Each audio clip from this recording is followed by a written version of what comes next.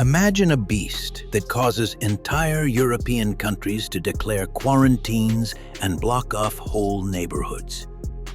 In the United States, authorities offer cash rewards for catching it. In major cities, these animals walk right onto the streets in broad daylight and terrify pedestrians. Farmers lose tons of grown crops, and governments spend colossal amounts of money, but still cannot stop their expansion. And all of this was done by one beast, the regular wild boar. How did something like this even become possible? That is exactly what we are going to talk about today. Subscribe to the channel. There is a lot of interesting stuff ahead.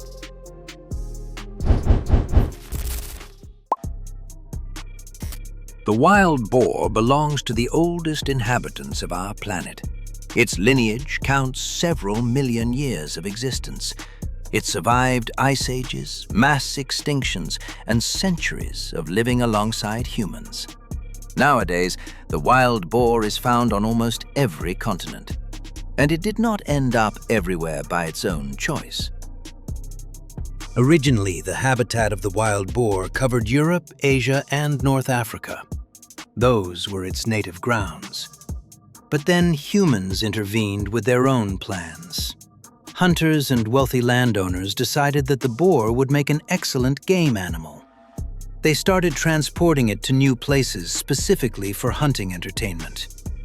That is exactly how the story began, which eventually led to today's troubles. Spanish settlers brought wild boars to North America back in the 16th century. At first, they kept them as domestic animals. However, some of them broke free. And in the 19th and 20th centuries, wealthy estate owners intentionally released boars onto their properties to organize hunts. Nobody even thought back then how all of this would turn out. Boars were also brought to Australia by human will. The first pigs appeared there together with European colonists at the end of the 18th century. Some animals escaped and went feral. Today, there are over 23 million wild pigs on the continent. Every year, they cause billions of dollars in damage and are recognized as one of the most dangerous invasive species on the planet. So what is the secret to such a phenomenal success of this beast? The answer is simple. The boar possesses an astonishing ability to survive. It eats almost everything sequentially: roots, acorns, mushrooms, small wildlife, bird eggs, carrion, grain, and even garbage. Such omnivorousness makes it almost immune to starvation. Wherever it ends up, it will find nourishment for itself. The boar tolerates both freezing cold and scorching heat equally well. It feels perfectly fine in a dense forest, in swampy lowlands, in an open prairie, and even on the outskirts of a large city. Thick, stiff bristles and a heavy layer of subcutaneous fat reliably protect it from the cold. And the ability to quickly and deeply dig the ground allows it to extract food even from under the winter snow cover. The mental abilities of the boar deserve special attention. Scientists established a long time ago that pigs, the closest relatives of boars, are on par with dogs and even certain species of primates in terms of intelligence.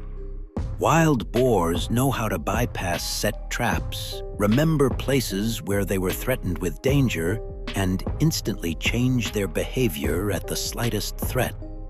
Experienced hunters know perfectly well that outsmarting an old hog is extremely difficult. The sense of smell of a boar is thousands of times sharper than a human one. It can catch the scent of a human presence from several hundred meters away. The hearing of the beast is also excellent. However, its eyesight is a bit worse, especially at a decent distance. But during dusk and nighttime, the boar navigates flawlessly. It shows most of its activity exactly at night, which makes it practically invisible to people. Boars reproduce at an astonishing rate. A female is capable of producing her first offspring as early as 1 year of age. From 4 to 12 piglets appear in a single litter. And this kind of thing can repeat twice a year under sufficiently comfortable conditions. The math is simple. A single female can give birth to an entire herd of several dozen heads in just a few years. This is exactly the reason why the boar population is growing so rapidly that no amount of hunting can keep up with it. In Germany, for example, hunters harvest over 1 million boars annually, but their overall numbers still continue to creep upward. According to some calculations, in order to at least stop the herd growth, it is necessary to shoot more than half of all individuals every year. From 6 to 10 million wild boars live in Europe today. There were never this many recorded in all the time of observation. Over the last 30 years, the population has grown several times over. There are several reasons for that. Warm winters with little snow as a result of climate change. Massive cornfields and a sharp decrease in natural enemies, primarily wolves.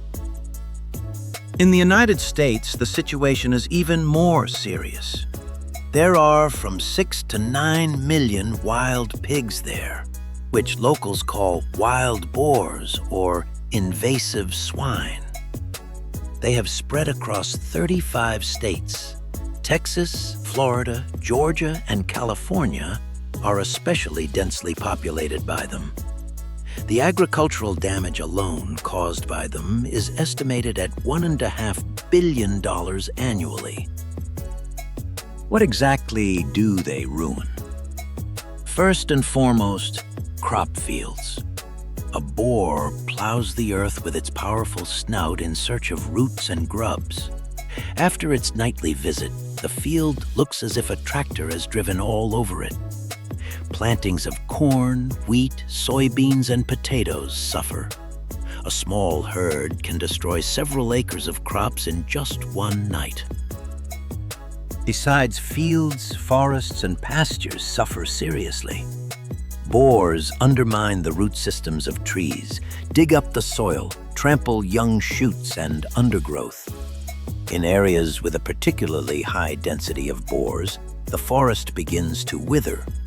Rare plant species disappear. The ecological balance is disrupted over vast territories. Restoration takes many long years. An equally important problem consists in the fact that boars destroy roads and hydraulic structures. They dig tunnels and underpasses under embankments, which leads to soil subsidence. In the United States, there have been recorded cases where small dams collapsed and drainage systems failed because of boar excavations. The cost of repair work has sometimes amounted to hundreds of thousands of dollars. Cities also do not stay on the sidelines. Boars lost their fear of humans a long time ago and started paying visits to suburbs and even the central areas of major metropolises. In Berlin, boars regularly show up in residential neighborhoods. In Barcelona, they scavenge through garbage cans right on the streets at night. In Rome, Italy, entire boar families casually stroll through city parks. In the countries of the former Soviet Union, boars have also turned into a headache a long time ago. They visit vegetable gardens and orchards, break fruit trees, and completely eat the grown harvest. Rural residents complain about devastated beds of potatoes and beets. In a number of districts, local administrations are forced to conduct special raids to scare away the uninvited guests. Do boars pose a direct threat to humans? Absolutely, and a very serious one, too. An adult male weighs from 100 to 200 kilograms and sometimes significantly more. Its weaponry consists of razor-sharp tusks up to 20 centimeters long. A wounded or frightened beast throws itself into an attack without any warnings. Every year, dozens of cases of boar attacks on humans are recorded worldwide, some of which end in death. A female with a brood poses a particular threat. It would seem like a relatively small animal, but the maternal instinct turns her into a true machine of aggression. She lunges at every living thing that approaches her piglets. An encounter with such a family in the woods or in a field can turn into a tragedy if you do not back away in time. Additionally, boars are carriers of a whole range of dangerous diseases. Classical swine fever, brucellosis, trichinosis, leptospirosis, and other illnesses are among them. African swine fever causes particular alarm. This virus does not pose a threat to humans, but it is lethal for domestic pigs. Outbreaks of this disease, which are spread by wild boars, have already wiped out millions of heads of livestock in Europe and Asia. The outbreak of African swine fever in China in 2018 turned into a real national disaster. Over 100 million pigs were destroyed, which triggered a sharp spike in pork prices all over the world. Wild boars played a key role in the spread of the virus, carrying the infection across state borders. It would seem that an obvious solution begs itself. Since boars have multiplied so much, why not simply consume their meat for food?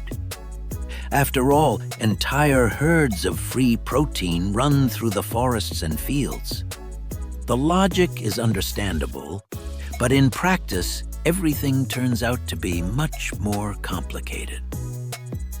Wild boar meat is indeed edible and possesses excellent taste qualities. Hunters and culinary experts value it very highly. However, its mass use in the food industry is fraught with serious obstacles. First of all, a wild boar might turn out to be infected with parasites or be a carrier of diseases. The meat mandatorily requires veterinary inspection and thorough thermal processing. Otherwise, a person risks getting infected with trichinosis, a severe parasitic disease. Harvesting a wild boar is by no means a trip to the store for groceries. Hunters, licenses, weapons, transportation, and refrigeration facilities for storing carcasses are needed. All of this requires significant expenditures of effort and resources. The industrial processing of wild game requires obtaining special veterinary permits. Not every enterprise takes this on, since quality control here is multiple times stricter than in regular pig farming. There is also another reason why boar game has never become a mass product. The taste and composition of the meat directly depend on the diet of the animal and its age. An old male can have very tough meat with a pungent, specific odor that few people will like. Younger individuals taste better, but you still need to manage to catch them. Nevertheless, in certain regions, boar hunting has turned into a full-fledged industry.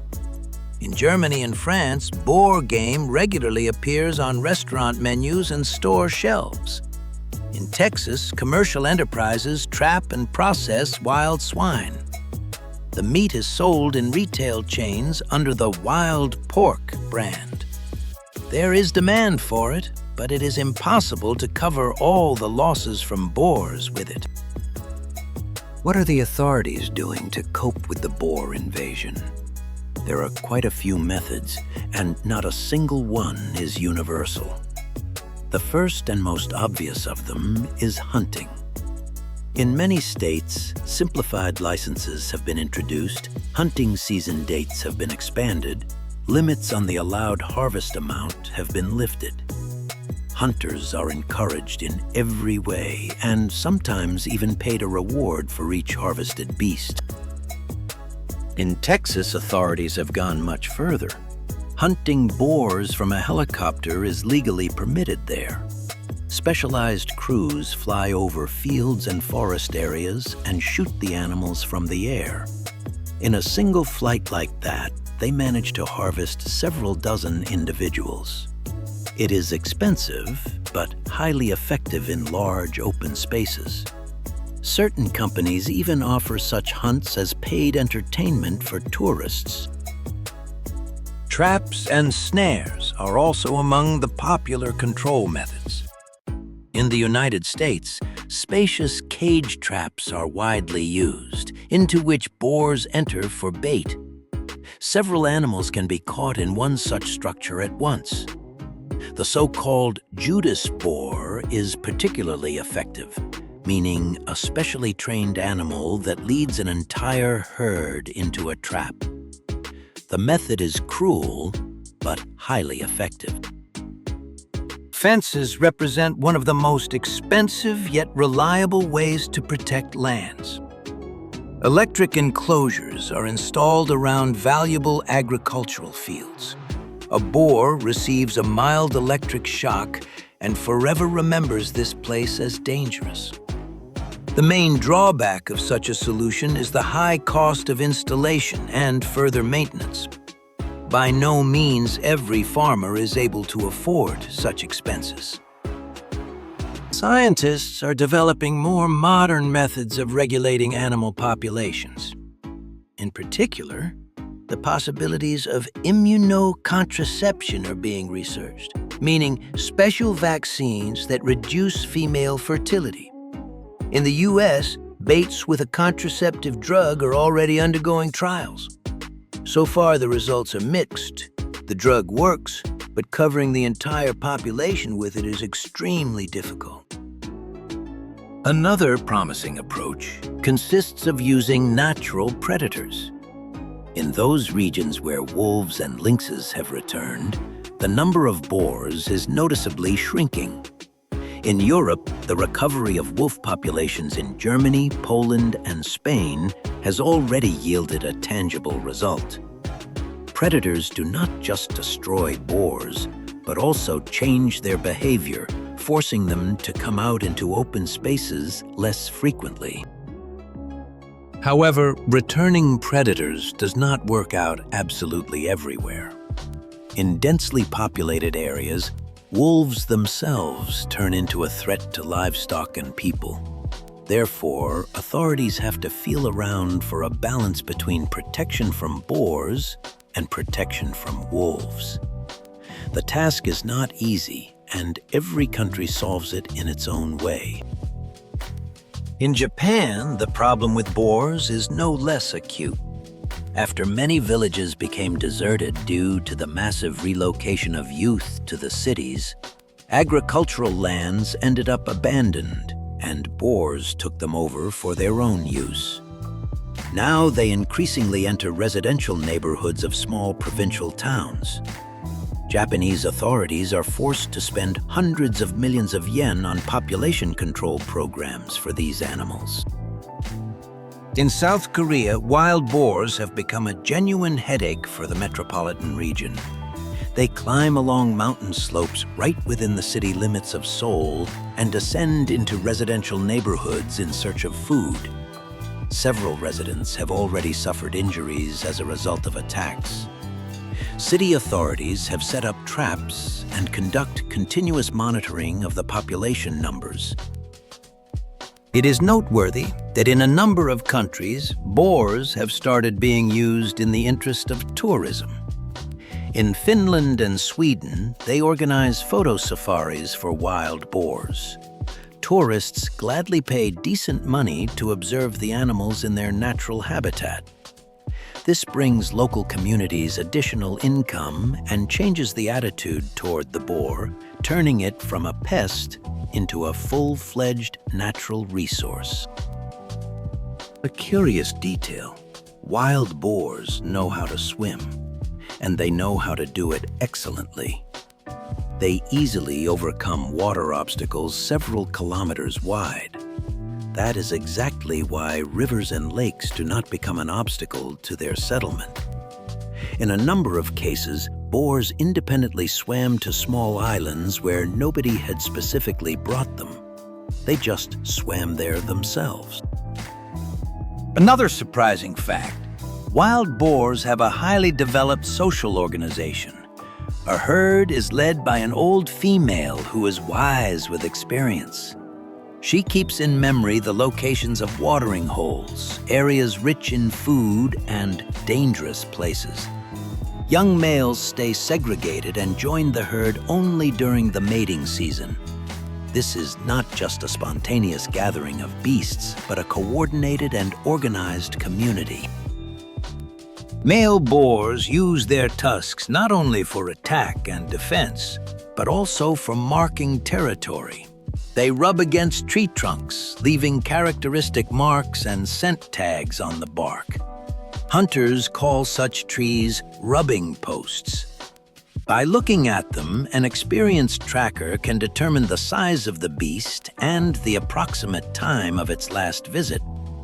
This is an entire communicative system that humans are only just beginning to truly study. Boars take mud baths by no means for the sake of pleasure. A layer of mud protects their skin from parasites, annoying insects, and sunburns.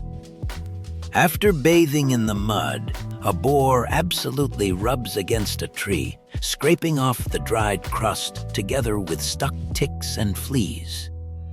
A sort of natural spa salon that operates without any chemicals.